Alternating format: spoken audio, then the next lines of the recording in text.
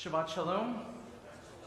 I'll take this opportunity for a moment of personal privilege to thank my grandfather, Wolf Gruka, who is sponsoring the Kiddush and the lunch this morning in celebration of my birthday, which was this past Thursday, and my brother's birthday, which is coming up. Thank you very much, Grandpa. Everybody knows Grandpa.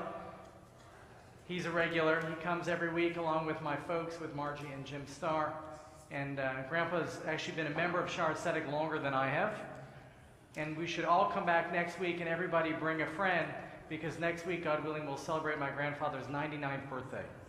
So it'll be a good thing. So thank you, Grandpa, and thank you for lunch today. Thank you also for inviting so many family and friends in to celebrate. It's been quite a birthday week of celebrations, which is really a blessing for me and for our family. This wonderful section over here is the Starr family section. We have family and friends there with us. At least among the men, it's easy to tell who's family and who's friends. All of the family, if you look at Grandpa, wave your hand for a second. There's my 99-year-old grandfather, Wolf Gruka. Everybody who's got less hair than him is family. Everyone who's got more hair is a friend.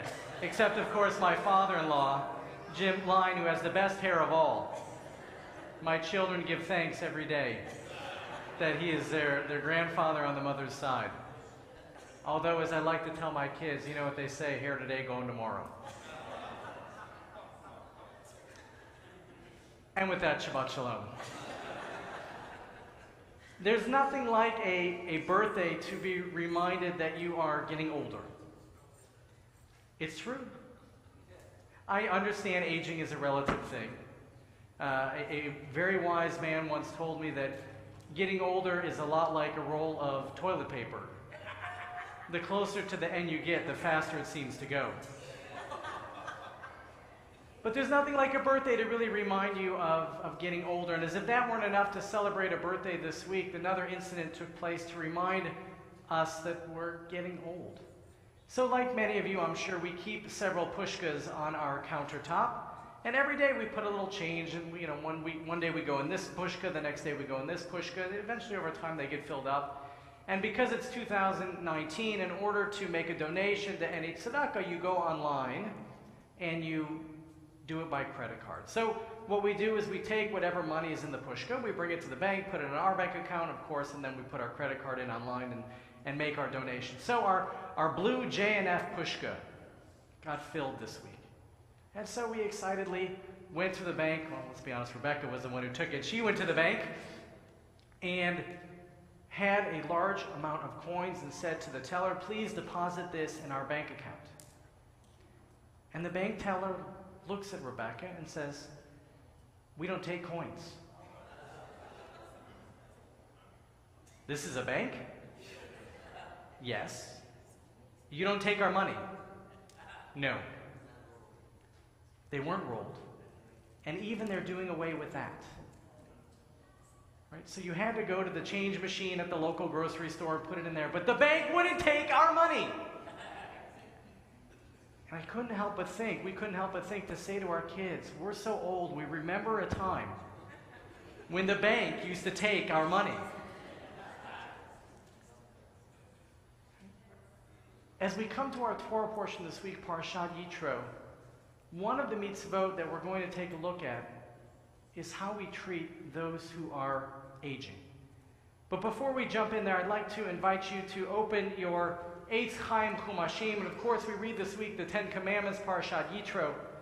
I'll direct your attention, the Ten Commandments begin on page 442. Page 442 in your Eitz Chaim Chumashim are the Ten Commandments, and we've read the Ten Commandments, we know the Ten Commandments, we study the Ten Commandments. That we understand through the Midrash that God gave on Mount Sinai more than just the Ten Commandments.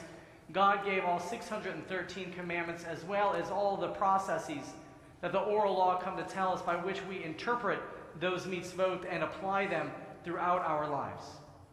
God gave a lot to Moses on Sinai. God continues to give a lot to us each and every day and each and every year through our study of Torah and trying to understand how to apply God's laws to our lives in any given day. And so here we are studying the Ten Commandments, and I needed something fresh. So I came across a scholar named Walter Brueggemann. And he said we can look at the Ten Commandments in a different way. He said if you look at the Aseret HaDibrot, what we call the Ten Commandments, by and large, most of them are thou shalt nots. You shouldn't create a false idol. You shouldn't believe in other gods. You shouldn't swear falsely by God's name. You shouldn't kill. You shouldn't steal. You shouldn't covet. There's a lot of thou shalt nots. And primarily 7 of the 10 commandments are thou shalt nots. 7 of the 10 commandments say, leave others alone. Mind your own business. Be happy with what you have. Don't try to force your will on somebody else. Be happy in who you are and don't do that. And recognize that it's the one God who brought us out of Egypt in order to serve God. So 7 of the commandments are thou shalt nots, and the first commandment, which isn't really a commandment, really a declaration of faith. The first commandment that says, I am the Lord your God who brought you out of the land of Egypt to be your God, that one is the foundation of it all.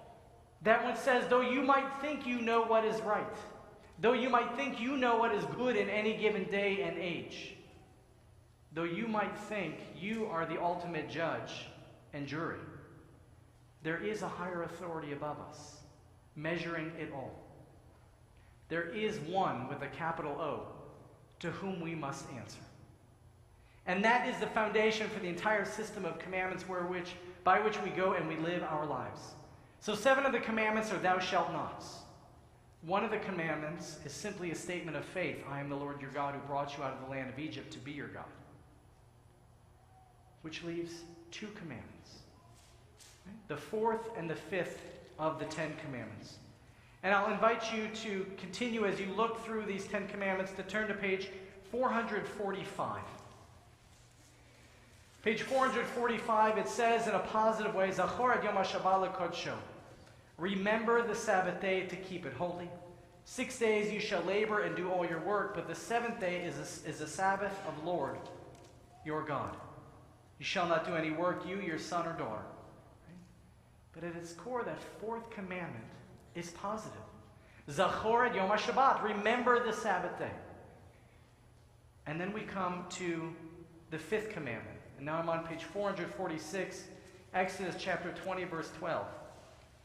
Kabed et avicha ve'et imecha. Honor your father and your mother, that you may long endure on the land the Lord your God is assigning to you. What could it be that these 2 positive commandments have in common with each other?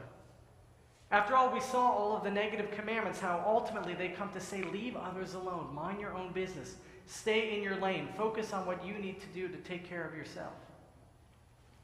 But we have these 2 positive commandments, the thou shalts.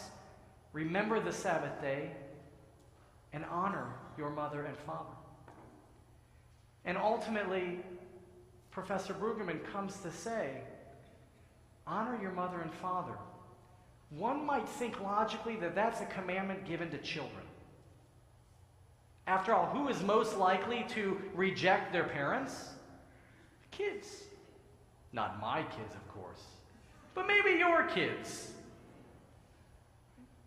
It's natural for children to push away from their parents. It's natural for children to perhaps disrespect their parents, to not listen to them quite as closely as they might otherwise listen. But that's not to whom our Torah is directing the mitzvah of honoring your mother and father. Because right at the end of the day, God and Moses are speaking to the adult members of the community. They're speaking to our ancestors who are already grown-ups. Not that it doesn't apply to kids. Of course it applies to kids. But they weren't the primary audience. When it says the children of Israel, it doesn't actually mean the children of Israel. God and Moses were speaking here to the adults. Our rabbis who can't take that nebulous phrase, honor your parents, and just leave it out there, they say, how can we truly fulfill it? And what our rabbis come to teach us is that you don't sit in your parent's seat, even when you are the adult yourself. Your parent's seat belongs to your parents. You stand up when they walk in the room. You speak to them kindly and with respect. Even more so, you have an obligation to care for your aging parents the way they cared for you when you were a child. You have to provide for them food. You have to provide for them clothing. You have to provide for them shelter. So in that law, in that commandment, honor your mother and father, our Torah is coming to say that, yes, even as an adult, you have an obligation to care for your parents who are older than you. And the chiddush, the insight that Professor Brueggemann says, he says, take a step back even farther. One might think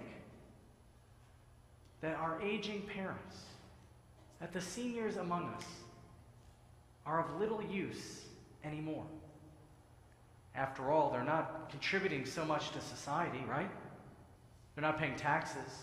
They're not gainfully employed. Maybe it's okay to just let them die alone.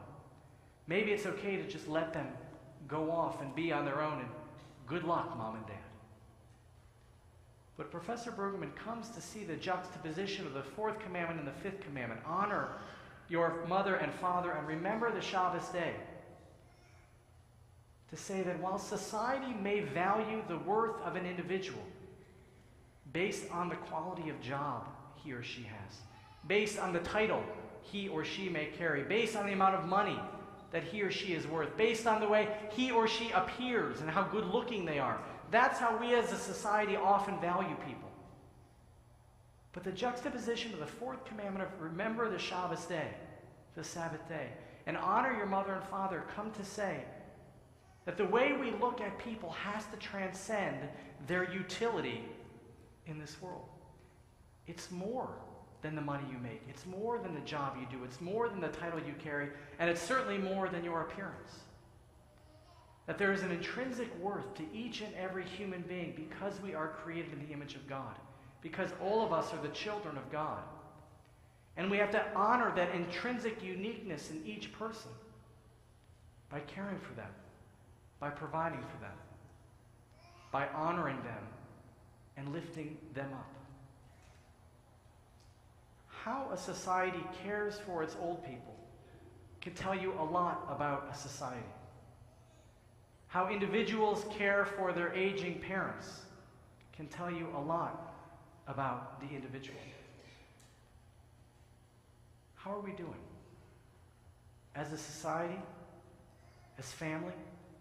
How are we doing in honoring and caring for the aged among us? Certainly we can ask the question when they transition to the next world, are we who are in the world of the living still showing up to say Kaddish for them? Because that's the way we can continue to honor our parents even when they're in the Olam Ha'emet, the world of truth and enduring peace. But while they're aging, what are we doing to care for them? I'd like to challenge us as a congregation. I don't think we're doing a good enough job of caring for the aged among us.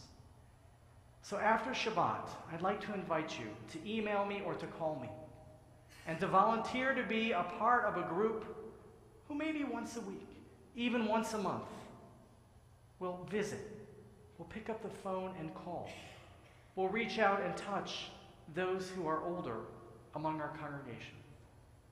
If you're interested in participating in this mitzvah, after Shabbos, give me a call or an email.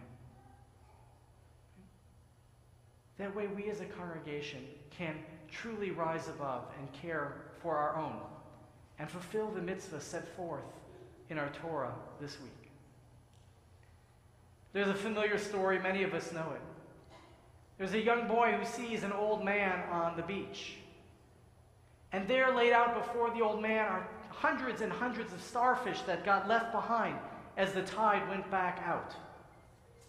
And sure enough, the little boy sees the old man throwing one starfish at a time into the sea. And the little boy says to the old man, why are you wasting your time? What are you doing? You can never save all of the starfish that are on the beach.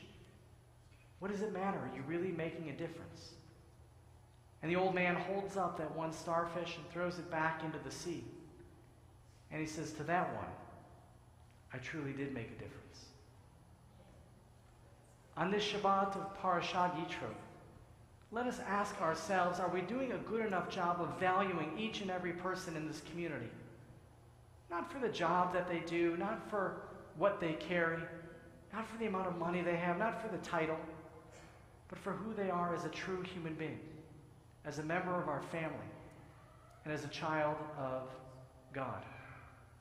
In this way, we can really begin to fulfill the commandments. Remember the Shabbat day and honor your mother and father. This Shabbat of Parashat Yitro, may we be strengthened in our desire to care for the aged among us. And may we remember that at the heart of the mitzvot, the heart of the commandments we receive, our value is not about the job we do.